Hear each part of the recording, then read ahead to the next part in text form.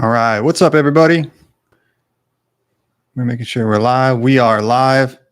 Good to see everybody. Just wanted to hop on and do it'll be a relatively quick Sunday night stream. There's just several things in the last episode that we didn't get to squeeze into the Seminole Scouts episode. So thought that we'd share some of that. We'll do a quick Q&A and just hang out for a second. Let's see. We'll let everybody come in real quick for a minute or two. How much does daylight savings time suck? What is that, a Ben Franklin invention? Weirdo. Look into the Hellfire Club. I mean, he did some good things. I'm just saying, this remnant of his legacy, 200 years on, that's enough. All right. So before I get too far into that rant, we'll get into the Seminole Scouts. So what they were, was this offshoot, an assistance branch really to the Buffalo Soldiers. Only beer, you're the first one here. Yeah, that's right. Doesn't change in Arizona. I'm gonna jump onto this bandwagon for 2 seconds. I went to Arizona State. I think I've said this before, and I've never been to Tempe in my life, but it was tough to go online because they never changed their time zones, and then wherever I was changed all the time. So big fan of Arizona doing that. Keep strong. We'll get the rest of the country in solidarity with you guys soon enough. But back to the Seminole Scouts. What they were was this additional needed force to the Buffalo Soldiers. I guess it's kind of pertinent to cover the Buffalo Soldiers first. And what they were, the Buffalo Soldiers were black troops that they put together in units after the Civil War. There were black troops fighting in the Civil War, really on both sides. But I don't know. I feel like that's kind of a well-known thing at this point. So I don't really feel the need to dive terribly far into that. All in one went to ASU too. Horns up, man. I don't know how to do the hand sign, but horns up, right? I think that's what we're supposed to say. ASU, definitely though. Highly recommend it. But yeah, the Buffalo Soldiers were stood up after the Civil War. They, in 5 years from the end of the Civil War to the 1870s, they were doing some extraordinary things, and they had built a real reputation from an army that really wasn't super excited for them to be there, in short. But the army, just like after every major war, they're facing a personnel crisis, a recruiting crisis. So the Buffalo Soldiers are, within a number of years, some of their most powerful units, their most useful units, but they weren't terribly adept at operating A, in the desert, and B, way far out in the reaches, particularly in South Texas. So that created this dual problem where you needed troops who could scout and find enemy in the areas. And that was particularly difficult in South Texas, and particularly with the Apache, the Comanche, most pertinently the Comanche by the 1870s, and the Kickapoo too, who were, often overlooked, but they could give you a bad day. So to bridge this gap, the Army went to the Seminoles, the Seminole Scouts. They're called some less than PC names nowadays, but you could say Black Seminole Scouts. And what they were, they're kind of all over the map. I didn't really understand this until doing this episode. Where they originated was in the southeast of America. So the way that the Black Seminole people came to be was escaped slaves in the southeast, joining a number of tribes throughout the southeast, most notably the Seminole, for sure, who, it was an odd paradox here because they were a slave-holding tribe. They fought both for and against slavery, but in this case, they adopted members into their tribe. So many that in the Seminole Wars, which is tougher for me to say than you would think, but Andrew Jackson and a number of his commanding generals, a number of troops, reported there being as many interracial Seminole as there were full-blood Seminole. So it became this real confusing thing for them. They didn't understand what was going on at first, but so that gave rise to this culture that kind of fermented or came to be within a number of decades, like pretty quickly. And then with the Trail of Tears, they moved all these tribes out to Oklahoma.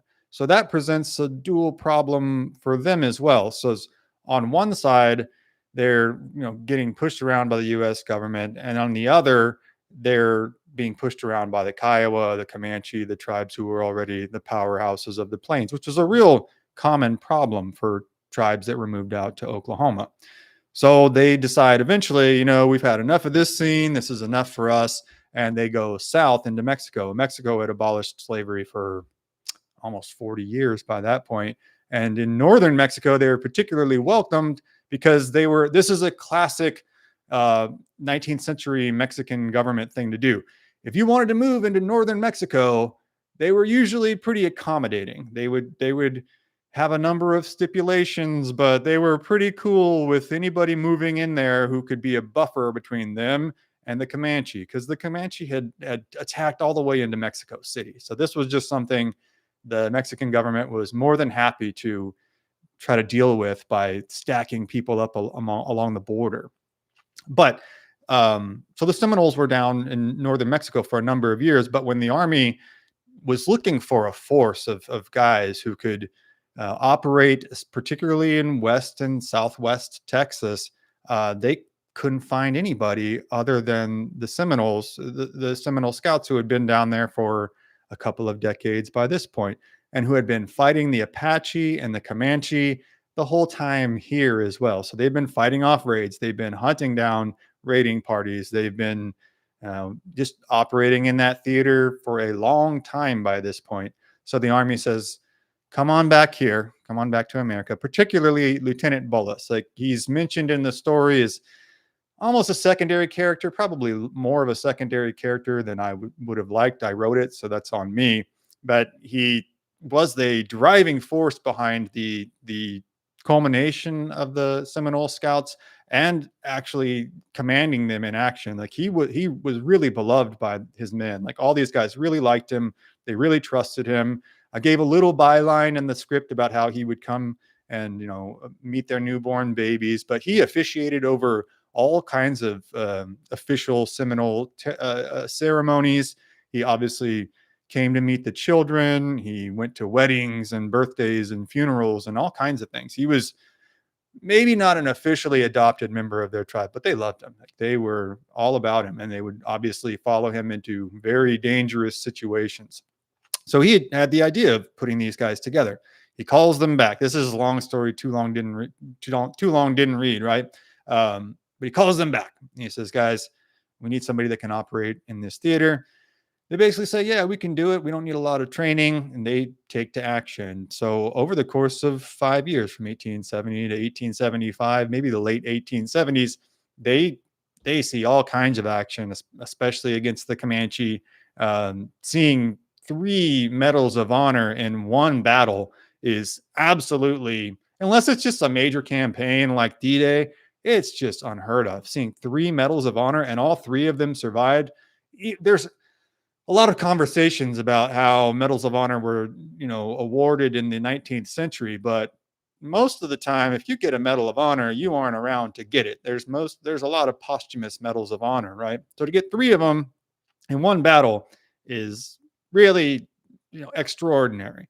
And I kind of wanted to delve into this too. The actual mental picture is hard to even portray in the script, where it's like, if you think of a Battle of Mogadishu, if you think of maybe We Were Soldiers, where the fighting is so close that the guys, they're literally on top of each other, and they're clubbing guys, they're clubbing Comanche, they're stabbing, it's just an absolute free for all. If you imagine like a street fight, but with half of the guys on horses, it's just brutal. The fact that any of them survived is just mind blowing to me. So then to get away at all. And I think a lot of times Pompey factor is favored in this story, but I think they're all real heroes, but the guy who did the most here is probably Sergeant John Barnes. He had the longest record of service. In total, he served 24 years in the Army, all as an enlisted man, and just, racked up medals of honor, not medals of, but battlefield awards throughout his entire career. Retired to Southwest Texas, but served longer than anybody, let's say. Yeah, absolute beast. Just checking the chat real quick. And there's only like one picture of him, so it really sucked to try and find something that was going to represent him. But um, it's odd that there are so few pictures of such important people. These three men are absolute studs. Absolutely, yeah. This was a hard one to convey in 20 minutes or so. Just how vicious that fight would be, because the fact that like I said, the fact that anybody would survive it. I don't know if I have coffee in my we're good. Is just mind blowing, and for all three of them to be awarded the Medal of Honor. And then they all kind of followed similar trajectories. Everyone retired to northern Mexico and then kind of worked their way back to Brackettville, Texas. And Brackettville's a real hub because it's in the very, very south, right on the edge of the border. And it's basically South Texas, kind of south, starting into Southwest. But there were so many scouts there that they had their own cemetery, the Black Seminole Scout Cemetery in Brackettville, where all three of them were buried. And there's also an additional Medal of Honor. Got a mosquito bite, sorry. That was awarded to Adam Payne. There's an Isaac Payne and there's an Adam Payne, which made it a little bit of a pain writing the script. But Adam Payne was awarded his Medal of Honor for a different battle in 1877. And then I think, let me check this, because this wasn't a hard one to keep the dates all straight. But let's see. Oh, it was in the late 1870s. I lost the date here of all things. But Adam Payne was at this bar in Brackettville at a saloon. He gets sued into an argument. There's a lot of debate over what the argument was. Some say it was a stolen horse. Some say it was a gambling debt. Real common point of contention in the Old West, right? So we don't know what the argument was about, but this guy, the sheriff named, this is a tough name, Clarence A. Windus, came to apprehend him.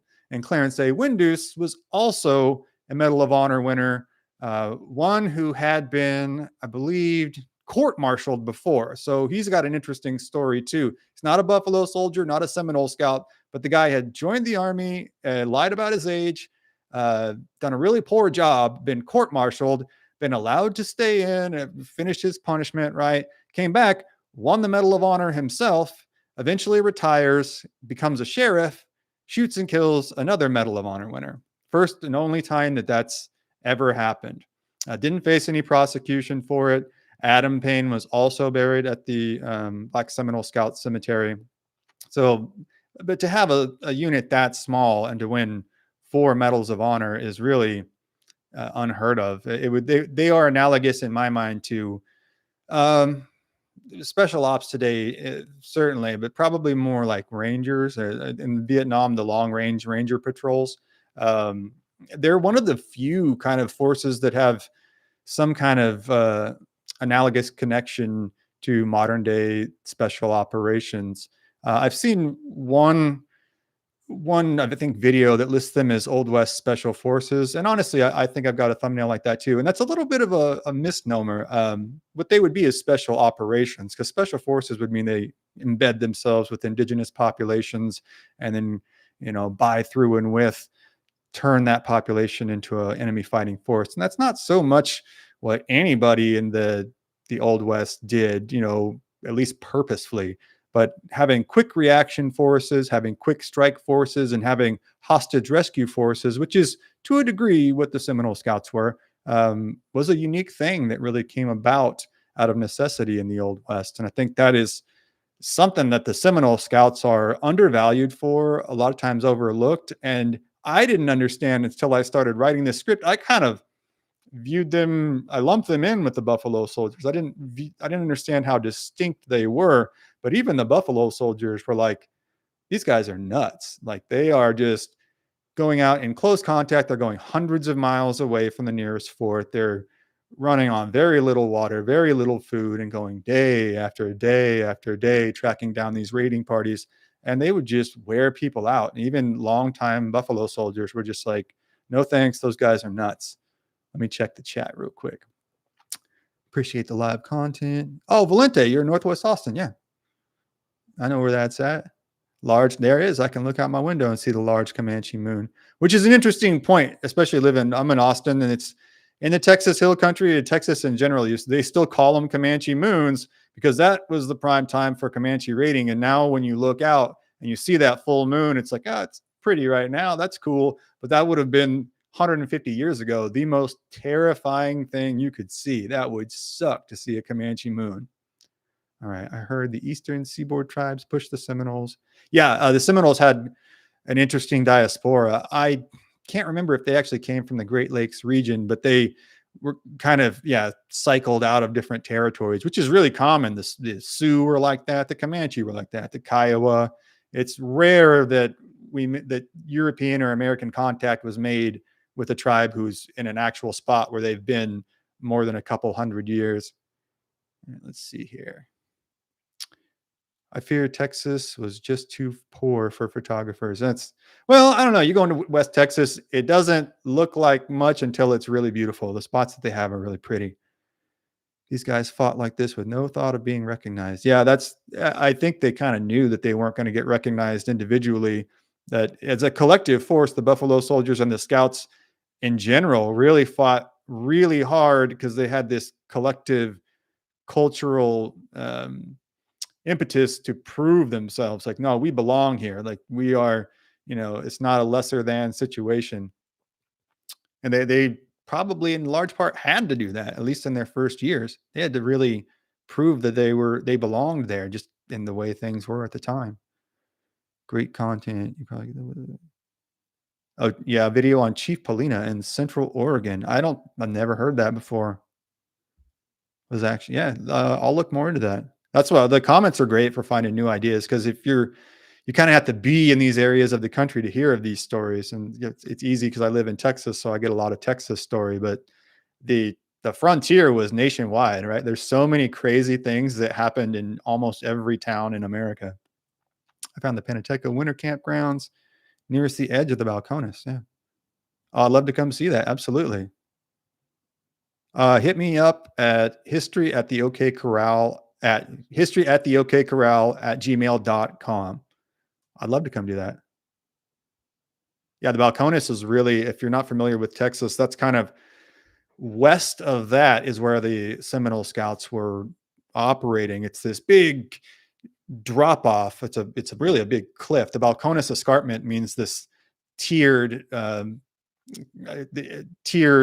staked plains, and they got it from the Spaniards, kind of equating it to an opera house where they'd see sections of opera seats, and they saw this and were like, similar enough. It's a fascinating area, though. All right, let's see. I'm trying to see if I have anything left in my notes here to cover about the Seminole Scouts. Oh yeah, so it's hard to find a lot of good long form sources on the Seminole Scouts, at least in the couple of weeks that I had to work on this script. But there was a couple really good lectures, and one that I found from, I believe it's the Dallas Historical Society. I posted it in the description for this, and I meant to post it in the chat too. I don't think I have the link here, but the link for it is in the description. It is by a former Texas Ranger who is actually a descendant of John Ward and an expert on the Seminole Scouts. And he really breaks it down in about an hour-long lecture, their genesis, their accomplishments, and how they ended up disbanding, because they went until 1910. So they served for a long time. And just like now, as soon as their military service ended, a lot of them went into what equates to civilian contracting in the early 1900s, acting as scouts for just ranches and anybody that needed it in South Texas. And then a lot of them took up farming as well.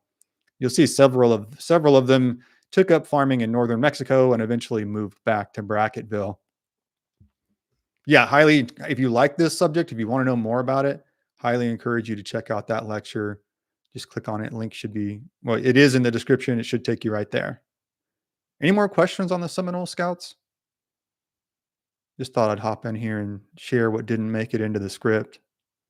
There's so much that always, you want to jam it all in there, but it can be information overload. You're trying to stuff 10 pounds into a 5-pound sack. Any hill country interaction? I think they mostly operated A couple hundred miles west of the hill country. They're like Fort Stockton south. So that's if you're driving it, probably 5 or 6 hours west of the Texas hill country. Battles or sites of in if you're asking about battles that actually happened in the hill country, absolutely. I think the one that comes to mind first and foremost is in Lockhart, and I plan on doing at least a short or a live stream from there soon. But it's the Battle of Plum Creek in Lockhart, which was really the kickoff, the changing point for the war between the Rangers and the Comanche. It's right across the street from an HEB. So you know that's like that's good. That's as good as real estate in Central Texas gets. If you're that close to an HEB, I thought getting the question from Only Beer. Have you thought about making a more in-depth series? You mean on the Seminole Scouts?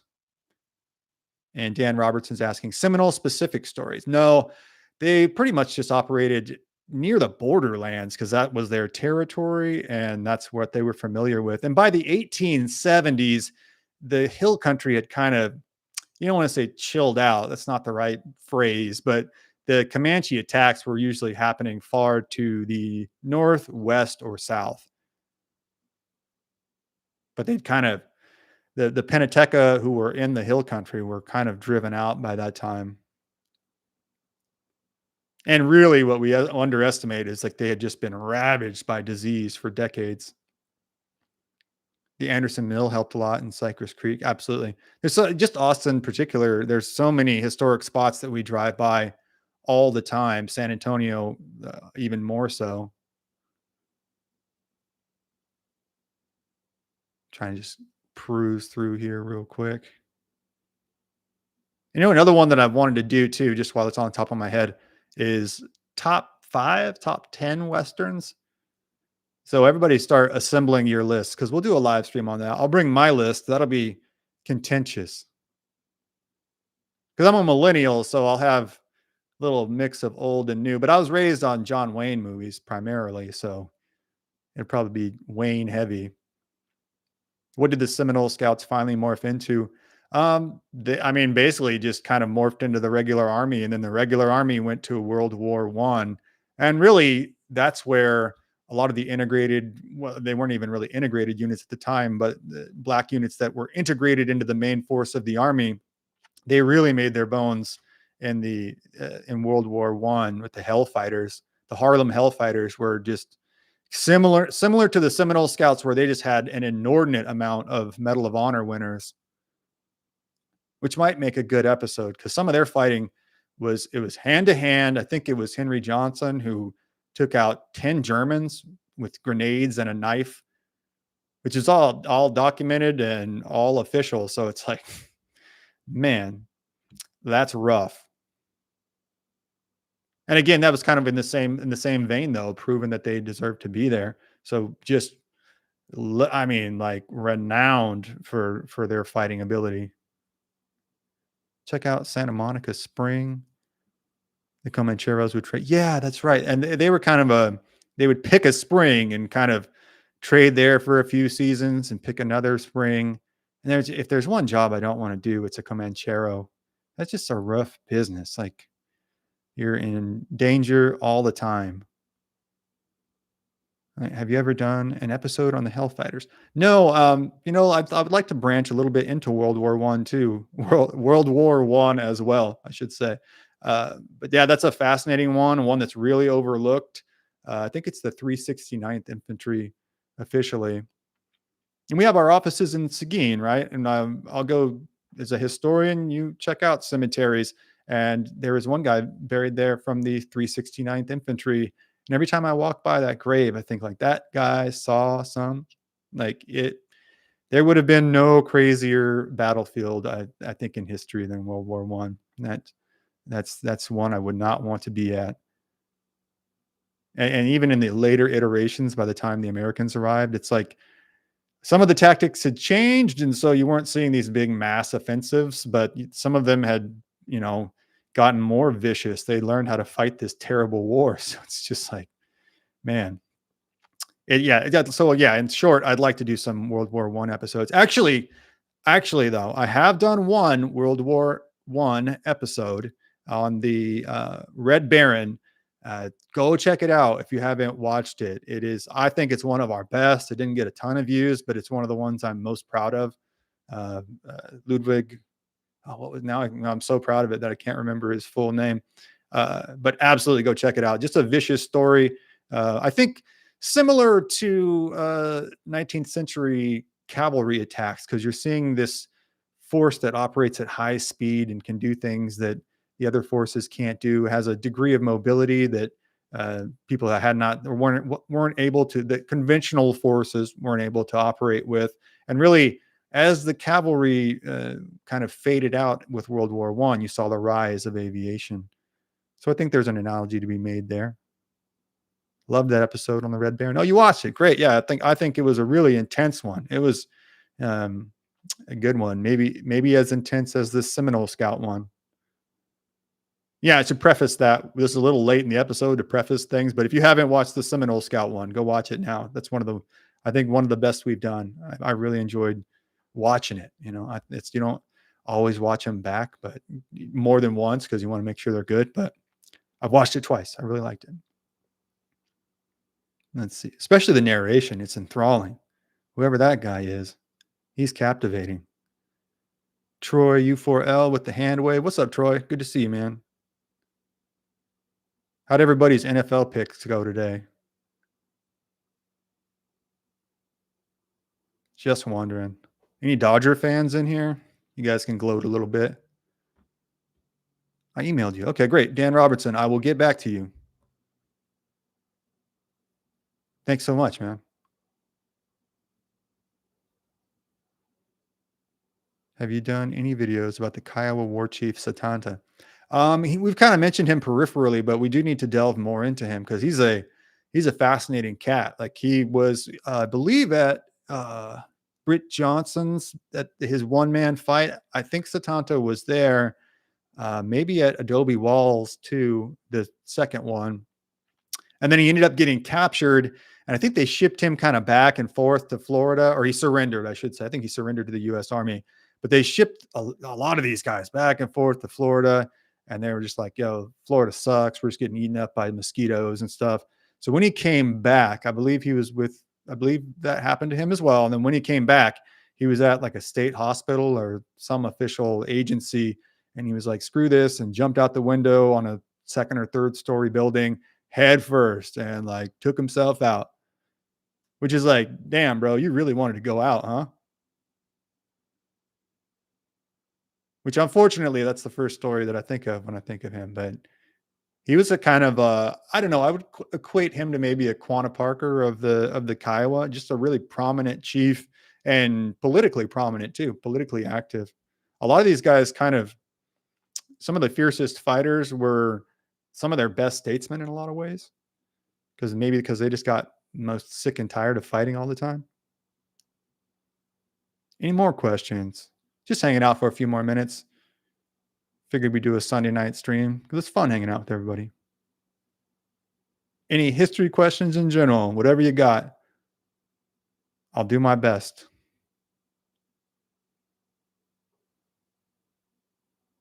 Oh yeah, some more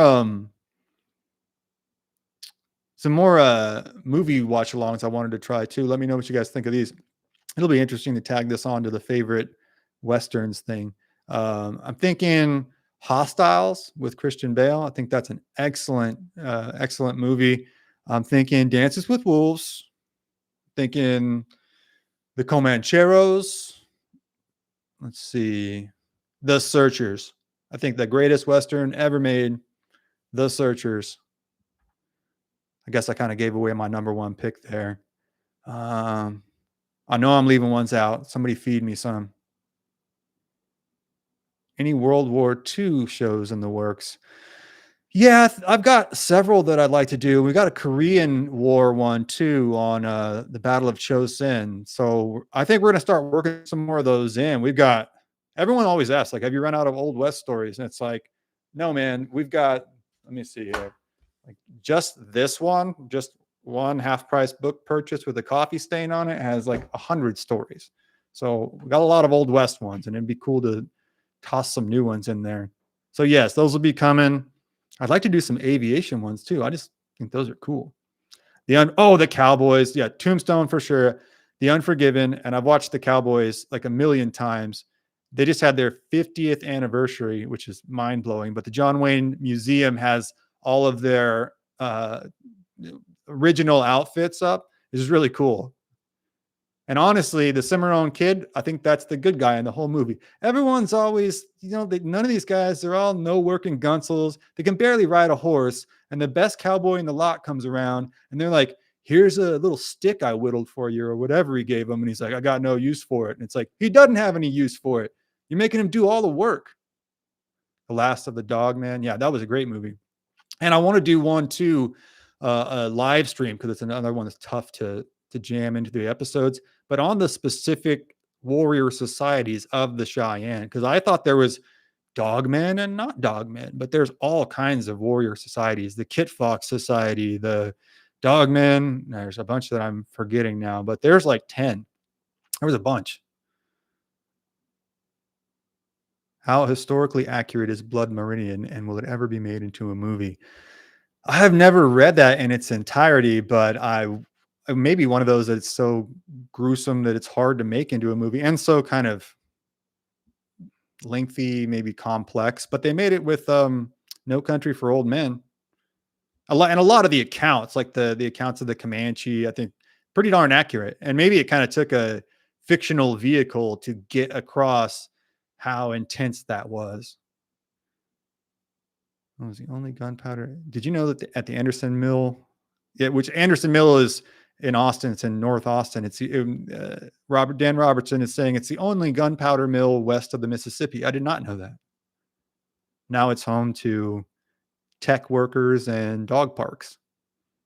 Nothing wrong with that. I'm just saying. Literally my favorite movie.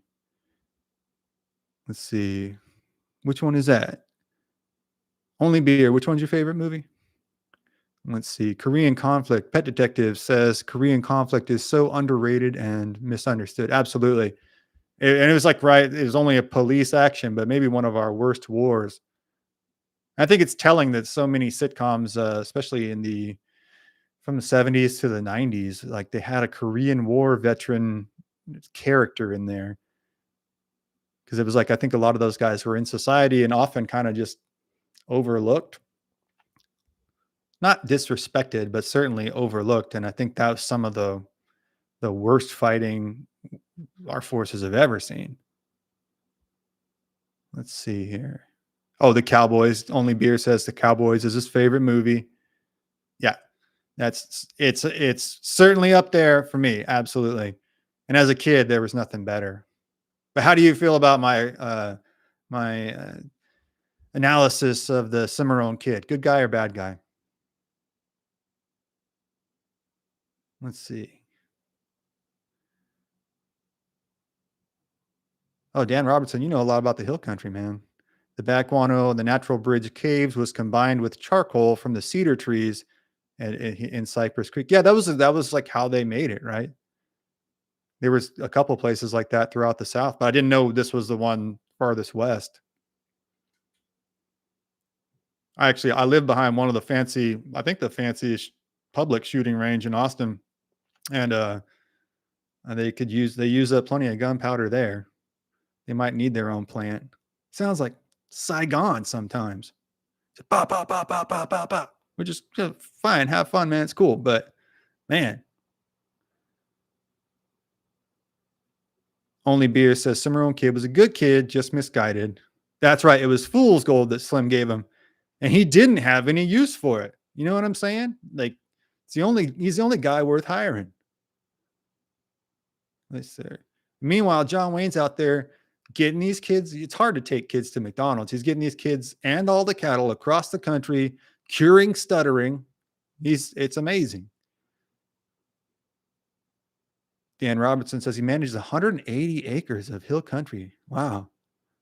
Yeah, I'm going to hit you up through the email. That'd be great to come see.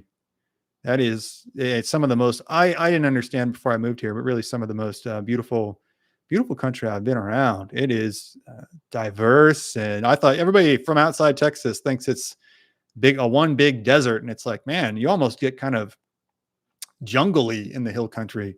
There's so many trees and vines and rivers, and it's a hell of a place. I work for the Austin Tour Board. Let's see. Anybody else? Hit me with your favorite westerns real quick. I need to jog my brain for my own list. Everybody, can we agree on Hostiles at least being in the last like 10 years, probably the best one? It opens with the Comanche raid that is great. I was surprised they were able to put all of that in a movie where they take basically the whole family out. They capture the woman. Pale Rider. Oh, absolutely.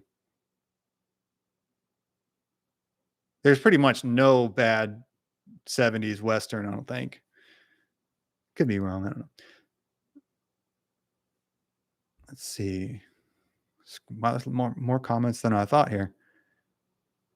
My grandparents own, from some Only Beer says, my grandparents owned land in Colorado, and just on the other side of their property line, there were circles left from the Kiowa when they had camps there. That's crazy.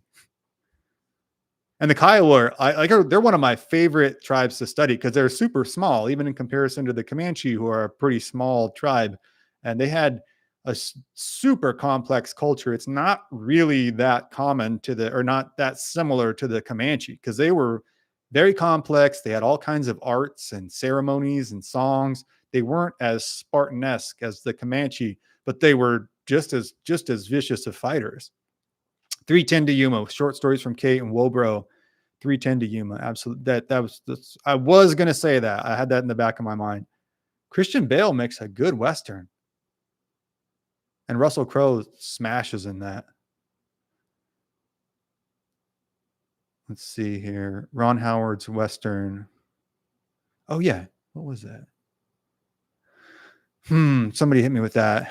The assassination of the outlaw Jesse James, I thought was good. Brad Pitt did a good job as Jesse James. Space Cowboy, we've been waiting on you, man. Good to see you. There was a hill from Only Beer. He says there was a hill nearby that was called Bell Hill, based on an old lady who used to sit there and ring a bell when the natives were coming. That's the creepiest job I've ever heard of. Can we just get like a younger person? Because the old lady's going to have a hard time getting back from the hill, right? I don't know about that one. Seems like we have a problem in hiring there. Brad Pitt did an excellent job. Absolutely. That was a good one. And he had to hold that intensity. And Casey Affleck did a great job too. Space Cowboy says, I was on the phone with my dad. Well, tell him we all said hello.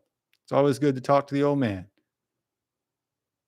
Old Henry. Yeah, Old Henry. That's a good one. And really, there's a lot of the 50s, 60s Westerns that are excellent. They get kind of maybe overlooked right now because of the lack of special effects, and maybe, yes, certainly like the one-sided storytelling. That's in a lot of ways true, but if you rewatch them, a lot of them are more circumspect than you would think, and they're covering a lot of battles and topics that we don't cover at all in today's Westerns, or we'll combine events into these, fictional events that are kind of amalgamations of a bunch of things that happened. But in the older movies, 50s, 60s, 70s, they would go back and do specific, movies on specific battles. The Alamo Scouts in World War II. I don't know about the Alamo Scouts. I'm like serviceable in my World War II knowledge. The Missing with Tommy Lee Jones. That's actually, man, that's way up there. That's a great one. And a great like whole movie on the very real, effectively human trafficking problem that was happening throughout certainly Texas and the Southwest. Butch Cassidy. Yeah, absolutely. Great songs in there too.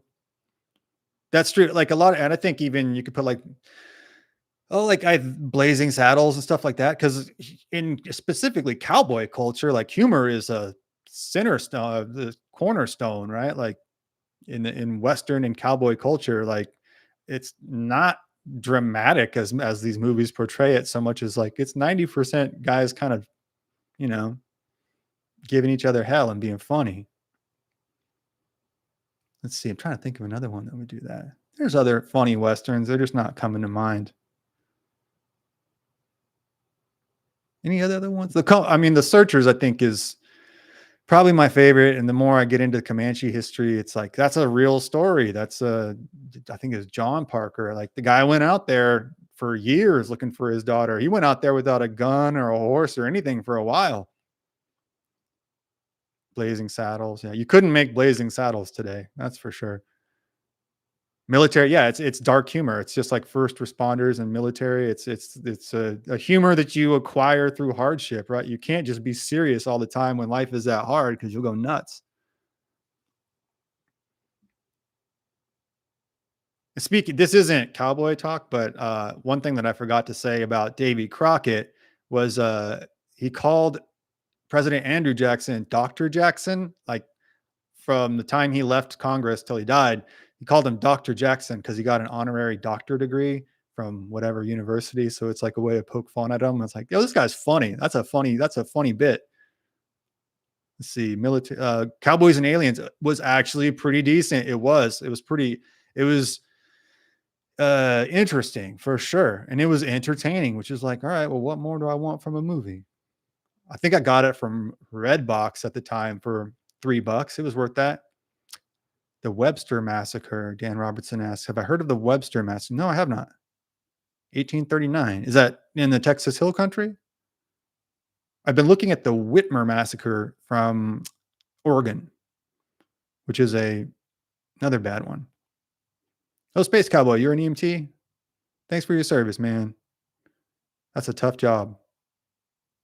You became an EMT to be part of the dark humor. Well, whatever gets you on the job, man. We need EMTs. Bone Tomahawk that was a crazy one. That was another one where it's like, well, it's just super interesting. And I have a lot of patience with those movies because I think the primary thing, like anything else, be it art, sports, anything, is to first get the person interested, pique their interest. We can, especially in a movie, we got to pique their interest and get them to look into this after the movie is done. Now, like here, yes, we have a responsibility as historians to tell the truth as it was and portray everything accurately. But to drive people to our channel anyways, you got to get people interested, and whether that's Yellowstone or 310 to Yuma or whatever, you got to get people going like, oh, what really happened here? So whatever entertains them to get them interested, I'm cool with it. What happened in Leander? Dan Robertson says, yeah, there's just so many battles that happened and so many massacres that happened all around the hill country, because it was, especially for 2 decades or so, it was just the hot spot. Unforgiven was great. Yeah, the Unforgiven is way up there. And that's another one that's just like, man, it's a great kind of philosophical movie, and uh, it takes you for a ride just from the very get-go. There's no like off moments. There's no space off in between rounds. It's just a 30-minute all out, no holds barred fight. Another episode would be Defeat Hollow. I don't know that. It's right near the Mansfield. So you know everything about the Austin area. So the Mansfield Dam is just kind of southwest Austin, I believe. So yeah, just all kinds of stuff happen now where there's just like hot yoga and coffee shops now. There's probably not a battle that happened in the hill country that's farther than 5 miles from an HEB now. Will Penny. Oh yeah. See, like there's a lot of kind of movies that you forget about and ones you kind of throw to the back of your mind. Last of the Mohicans. Absolutely. That's way up there. I mean, yeah. Is it a Western one? No, but let's say like American frontier history. Yeah. Host a movie night once a month. Space Cowboy says, yeah, I think once a month, maybe twice a month, but those are fun and we can just get on and you guys can watch along. I'll try to pick ones that are free on YouTube. And if they're not free, it's like $3 to rent it. And there's just, I think, a lot of historical value in like watching through these movies. You can pick through what's real, what's not, and maybe even why it's not real. I think a really important thing, a really valuable thing to do with Dances with Wolves would be to examine the Sioux Pawnee relationship and how they kind of turn that on its head. Because really, the Sioux were just wiping out the Pawnee at the time. And a lot of these intertribal wars were kind of wars of extermination, at least exterminating them from excuse me, from the territory. And they flipped that on its head. I'd have to really look into why. I think it just served the story better. But that's one element of the movie among many that would be interesting to pick apart. Again, I think it's a good movie. Though one thing, they had that really pretty girl for the lead role, and they just gave her this like 1991 haircut that I just never vibed with. It wasn't, I don't know. Am I on Rumble? Yeah, we are. We got to get more. We got several episodes up there, but I need to have the rest of them uploaded there. We'll do that this week. Actually, as a matter of fact, that's an action item for this week. 1883 was a good series, says Chico de Coaster. Yeah, and any of like West or Yellowstone, 1883. Isn't there like a 1920s one? They all pique people's interest, and I think that's the first step to getting them into being interested in any kind of history. Not Wild West history, but there is a Mexican movie called Cinco de Mayo, Battle of Puebla. I think I'll get so many episodes done. Sometimes you forget. I believe we have done a Battle of Puebla battle, but if we haven't, we will do one because I think that's just a super overlooked area of history. And sometimes when you get to read this stuff all day, you have the luxury of thinking about it in granular detail. But it's like all of these stories are just, if you picture yourself actually being the guy participating in them, it's just like, that's horrifying. That's a rough day at the office. Be it in the Battle of Cinco de Mayo or with the Seminole Scouts, right? It's just all of it. It's just like, man, that's a long day. I'm trying to think of some other Westerns too here. It is right. Space Cowboy says it's a 90s haircut. I just don't get it. They really shoehorned that in there. Everything else is so accurate. It's like, why give her this weird 90s haircut? Looks like she's going to be on like a public access exercise show. That's what's funny about MASH. Show is supposed to be the 1950s Army. Everyone had a 1970s haircut. They did, but they look good. Some of the early 90s haircuts, I'm just like, this is a little objectionable for my taste. I don't know. A lot of hairspray. Did they have that much hairspray in the Old West? The Ballad of Buster Scruggs. Yeah, I've never watched that one. That looked really entertaining, though. That looked like a good one.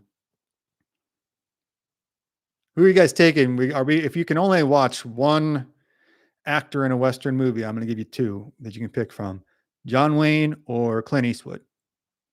Which are we going here? It's a contentious question. I realize that. Which we're saying Dances with Wolves had the 90s haircut. Dan Robertson says he's going with John Wayne. I personally am going to go with John Wayne. We'll make everybody mad here. I'll throw my pick out there first. Though there's no wrong answer to that. He's saying John Wayne had so much range. He did. I think Clint Eastwood brought this intensity, and the spaghetti westerns brought a vantage point to westerns that nobody had seen before. And one last question here to round the night out.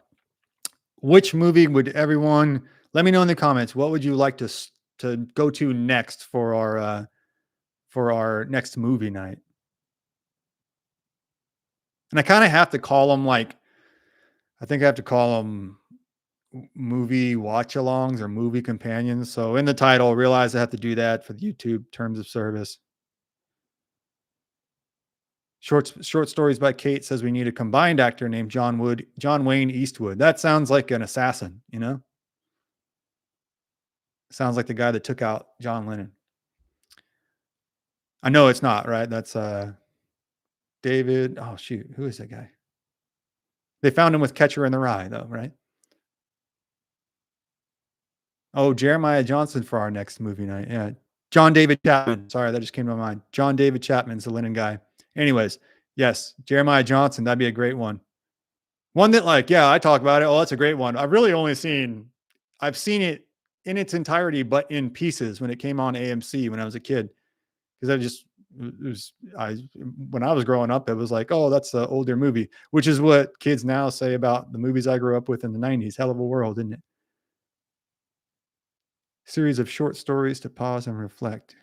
Oh, that's what Buster Scruggs is. Yeah. Is that a Coen Brothers movie? Oh, and so, Only Beer is asking if I can do an episode on Tom Horn. Yeah, that was that guy.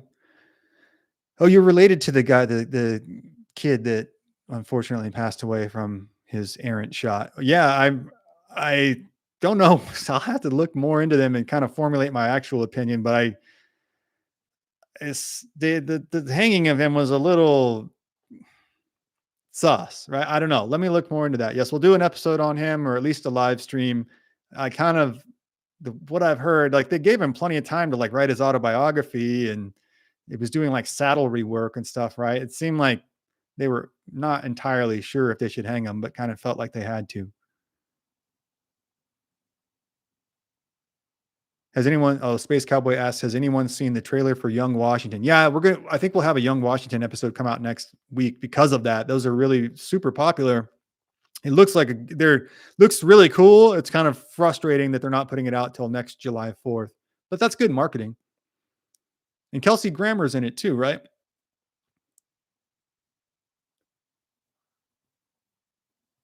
Kels Nickel was his father, and I'm his cousin, but I'm okay. But still, Tom Horn took out a member of your family, not cool. Not cool. I get there's some generational animus there. Ellie McFadden is voting for Tombstone for our next movie night. So we got a Jeremiah Johnson vote, got a Tombstone vote. Only Beer agrees with Tombstone. So we got 2 for Tombstone. There's no wrong answer. Tombstone's fantastic. That's good with me. Have I ever heard of the Galt site in Florence? I don't think so. What's the Galt site in Florence? Is it going to be yet another massacre? There's a lot of massacres, but I didn't know there was this many in the Hill Country. How'd we get anything done? How'd these people build cabins? It's just a massacre after massacre. Let's see. Scrolling through the comments real quick here. I'm kind of just wrapping it up. Just wanted to hang out for a second.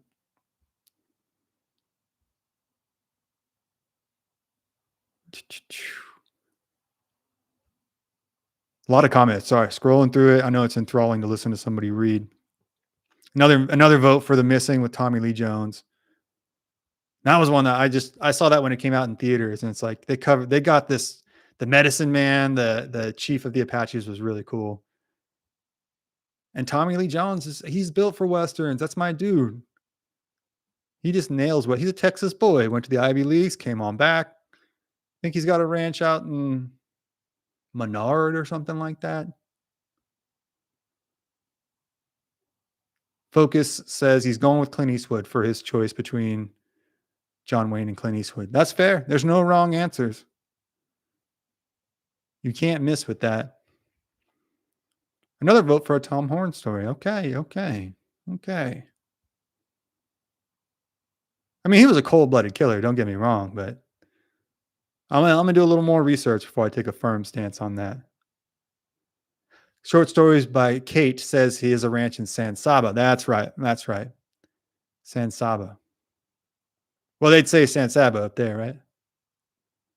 There is no town in Texas that is pronounced the way that it is spelled. They just won't have it here.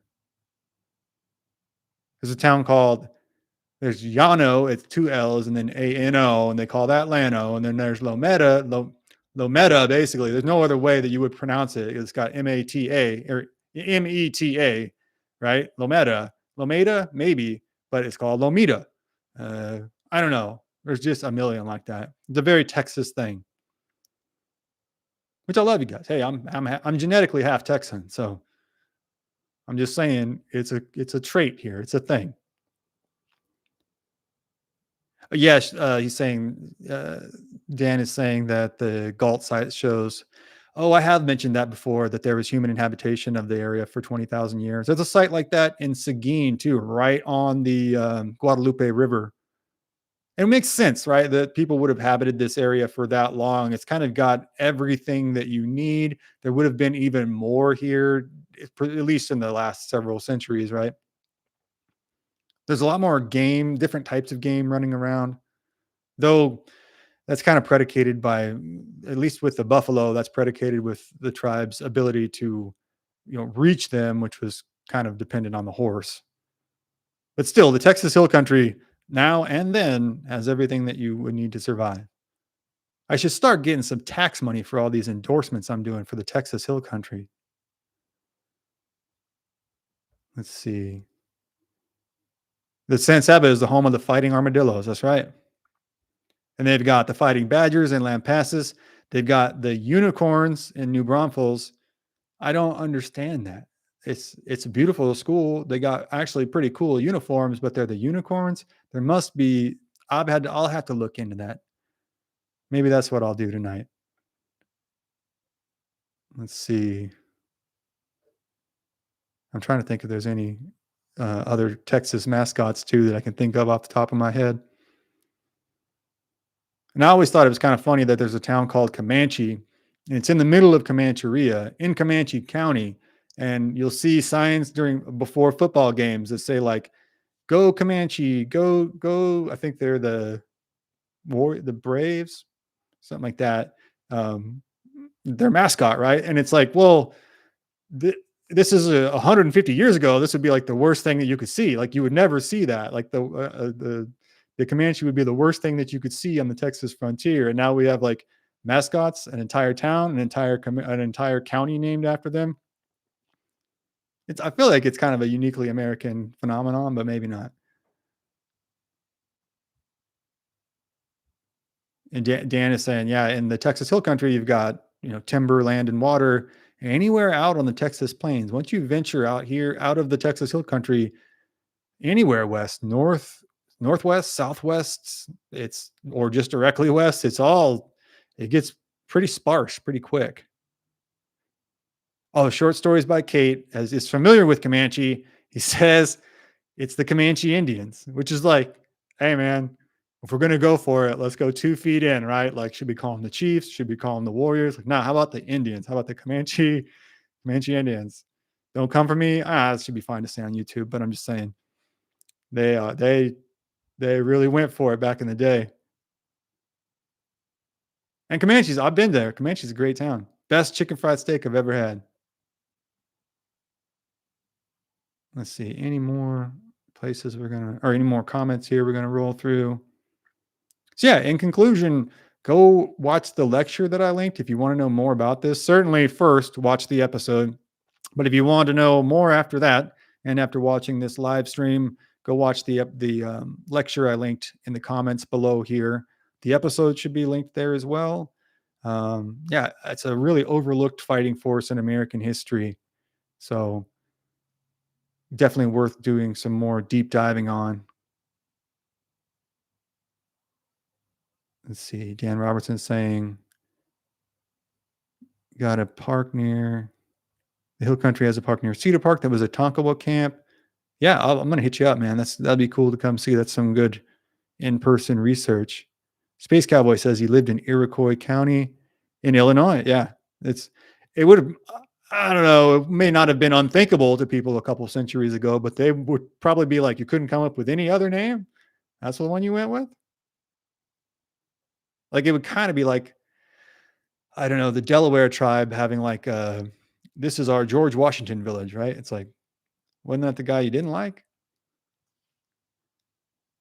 Basically, all of Arizona is named after natives, right? As far as counties are concerned. I think you see a fair amount of that in California. We have Tehachapi. There's several. Of course, they're not coming to mind, right? But really, you see the missions influence in modern day California, because everything is just sand this, sand that, mission this, mission that. And you'll see that in Texas, but kind of only in the southeastern corner, right? Or certainly the south and on up from Mexico, because that's where the missions came from. And it's kind of even the naming of these towns plays into the barrier the Comanche created, because everything in South Texas has some kind of uh, Spanish or Catholic based name, San this, San that, San Antonio. Um, Really, the only exception I can think of off the top of my head is like San Angelo, but even that would be on the very, very tip of where the missions got. I don't even think San Angelo was a mission. But anyways, like San Saba is probably the very, very tip. The San Saba massacre happened in 1840s, I believe. I haven't done the episode on that in a while. But and everything after the Comanche, everything that happened after the 1850s and 60s, as it was able to expand, has a more anglicized name, Lampasas. Amarillo is a Spanish name. But I stand by what I said. There's a real point to that. Um, if you just kind of go northwest as it expanded, there's more and more kind of anglicized names, frontier names, let's say, um, where it's like a very kind of cowboy western bent to that name, and fewer of the mission system names. Oh, are there any episodes on Shasta County? Oh, I was looking at one, and we haven't really talked about it specifically. I think the Umpqua massacre talks about it briefly, and the Kit Carson one. What's the name of that lake? Oh, the Kit Carson Lake massacre one. The name of the lake is escaping me now, but they both had to travel through Shasta County, one of the creepiest places in California. Another one of those kind of Art Bell places where you get a lot of calls on Art Bell about people from Shasta. They think that that mountain is like hollowed out and full of people. I've been there. I almost got to the top of it when I was like 15, and then what happened? Something happened. I got sick. I got altitude sickness, and my dad had to like walk me down the mountain. It's shameful. It was shameful, but I was 15, you know. But yeah, it's a super creepy area, and one that is there's several massacres that happen there, so we can cover that, and maybe we'll do a live stream on all the creepy stuff that's happened there since the 1800s. It's like everybody that lives there has a weird story where you're just like 15 minutes in, you're just like, okay, all right, like I'm gonna, you know, go sit over here now. They're all terrifying stories too. And you're just like, what am I supposed to do? Go out into the woods after hearing this? Okay. Let's scroll through them one last time here. But yeah, Shasta would be a good one. We need to do some more Oregon too, like I was saying about the Whitmer massacre. We've done an Umpqua massacre and the Kit Carson massacre. Lots of massacres throughout the Pacific Northwest. We'll do some more or some more Washington as well. Several things happened in Washington that are super overlooked, and it's like I think just because of our contemporary view that's really colored by Seattle, we think of it as like the home of coffee, a tech hub, the home of Fraser Crane, Starbucks, all that stuff. And it's like, well, that was the edge of the frontier for several decades. That's as like far northwest as it got. Let's see. So we'll do more on Washington. We got a couple more Canadian stories coming up as well. So you guys would like to see some World War One stuff and some World War II stuff, huh? That's good. Now, we'll have to do some stuff on the Spanish American War too. Maybe the Rough Riders. Definitely, I think an overlooked aspect of that is how the Buffalo Soldiers they kind of turned the tide of the Battle of San Juan Hill. The Rough Riders get all the credit, and it's a super cool name. Nobody can say that. But the Buffalo Soldiers is a pretty cool name too, and they really I don't know if they did most of the fighting, but they did more than their fair share of it at San Juan Hill, which is another super brutal battle that happened really quickly. So that'll be a good one coming up too. Okay. We're about an hour. Does anybody have any more questions? Anything you guys want to talk about? Art Bell Shasta stories? We'll cover that at some point if we don't get into it now. And I'll have to find some more like paranormal stories from the Old West. Everybody seemed to enjoy that. Oh, well, I think we'll do a Nevada one pretty soon too. We're trying to hit all the states. Oh, we got a Hawaii one coming up, that'll be fun. Pet detectives, they didn't know Buffalo Soldiers were at the San Juan Hill. Yep. Like I said, that's why they're kind of like underwritten or overlooked in the history of that battle. They did a lot of the heavy fighting. Though I kind of think in modernity, all history figures kind of wax and wane in their popularity, right? And in modernity, we kind of tend to maybe overlook like how wild Teddy Roosevelt was. Those guys were nuts. They all just like piled in the ships. They met in San Antonio, went to uh, somewhere on the Texas coast, right? Forgetting where. Galveston? I think Galveston, maybe Florida. I think they did go to Florida. Anyways, they go over to Cuba and they're just like, within a matter of weeks, they leave their jobs, they go over to Cuba and they're just like, let's do this. And they didn't even really have a reason to be that mad. There's no way you could do that today. Just be like, the Spanish are here. We got to get them out and get everybody super pissed off. We're going to get on boats and go over there. Like, there's not that level of nationalism today. And even then, they called it jingoistic, which is like, I don't know, maybe once you get that many people on a boat, it's a fair question to ask whether this is jingoistic or not. I'm not saying it is. I'm not saying it isn't. I'm just saying it's a fair question, right? But yeah, Buffalo Soldiers at San Juan Hill. That we'll put that in the list too. And I thought about this too. I'd like to do a live stream from the hotel where they met up, because it's basically like across the street from the Alamo. So I'd like to do a live stream maybe from the Alamo and then also from that hotel. Hamish Dawson says, God bless you. God bless you, man. Thanks for coming by. I need to learn more about the Pyramid Lake water babies. I need to learn less about those, bro. I think there's a low budget independent horror movie about the water babies.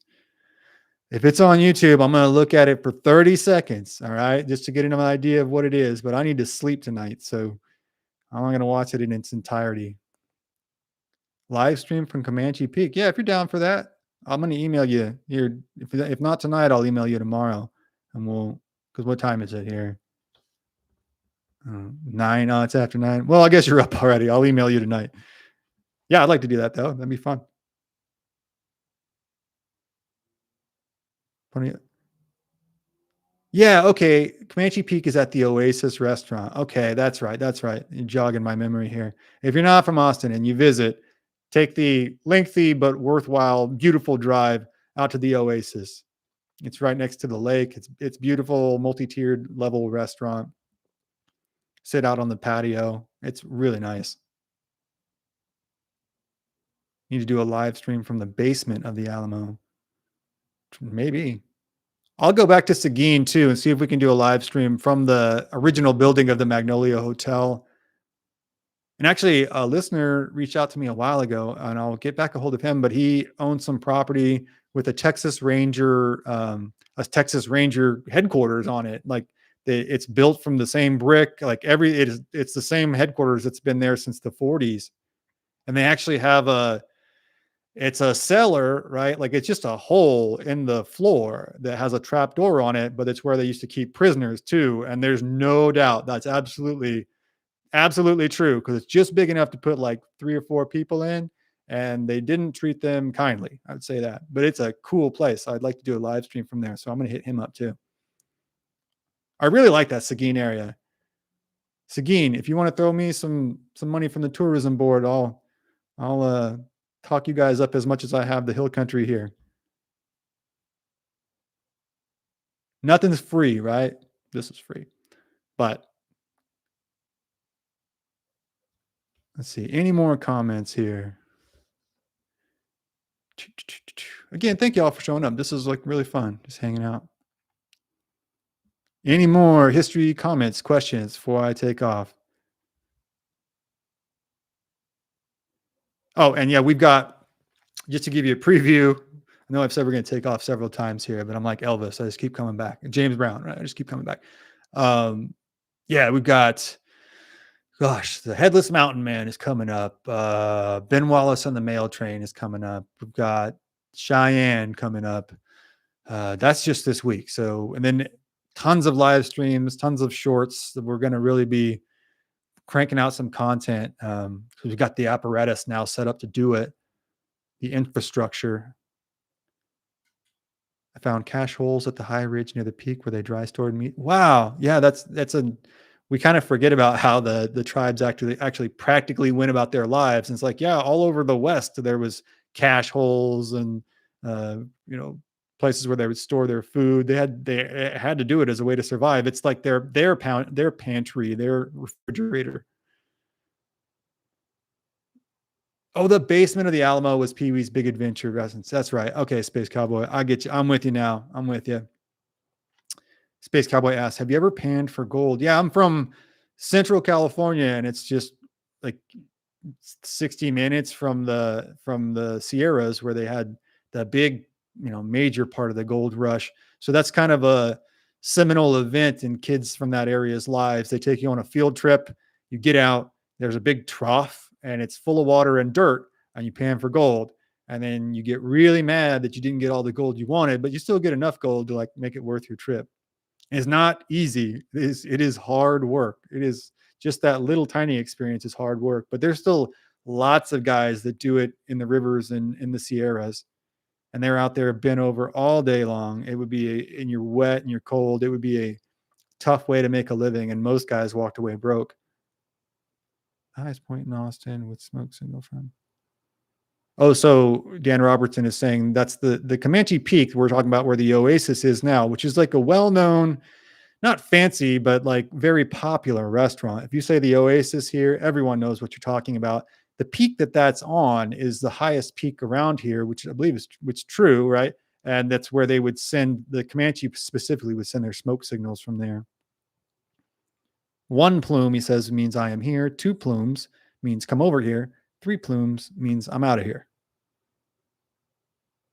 You don't want to miss those up too, right? You could travel a long way for nothing.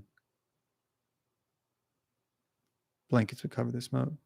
Yeah, they use green leaves from green shrubbery for a lot of smoke.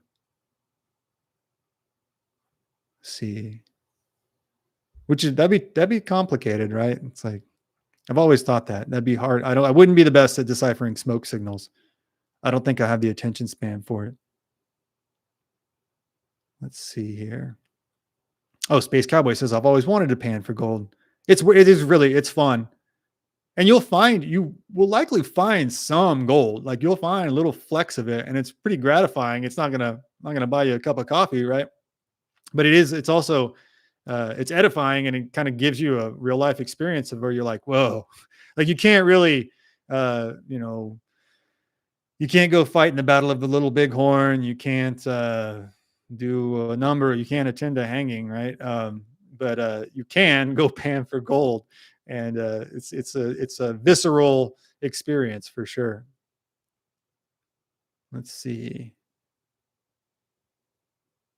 Yeah, Dan Robertson saying the way they would send smoke signals is kind of like a Lord of the Rings communication system. The rings fire towers, and it's analogous to the Great Wall, right? Like I've always kind of thought that they would use mirrors and fires along the Great Wall of China to signal like the Mongols are coming again. This is bad. Everybody on guard. The Mongols are coming again. All right, I'm going to scan through the comments here. And that might be kind of a matchup we do for the History Fight Club, History Fight Championships, like a Mongol versus a Comanche, Genghis Khan versus Quanah Parker. Throwing that out there. Might be a deal we can get made. Okay, guys, I'm scanning through the comments one last time. And if I don't see anything new, then we're signing off, and we will see y'all tomorrow. Thank you for a great evening. Short Stories by Kate. Thank you, Short Stories by Kate. Thanks for coming by. Thank you, Pet Detectives. Again, if you have kids, go check out the Pet Detectives Adventure channel. Super entertaining, even if you're an adult. I watch it. It's fun. Let's see. All right, that looks like we've got everybody's comments. Okay, so like I said, stay tuned. Lots of stuff coming this week. We should have another live stream tomorrow.